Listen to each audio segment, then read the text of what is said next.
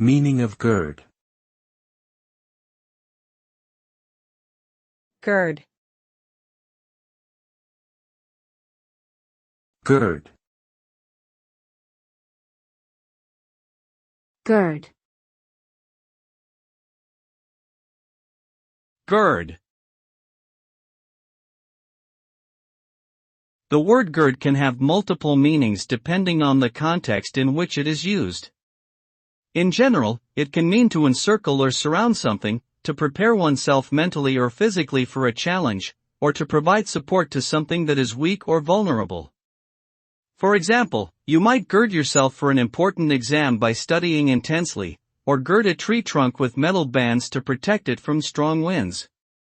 Overall, the word conveys a sense of readiness and fortification against potential difficulties or threats.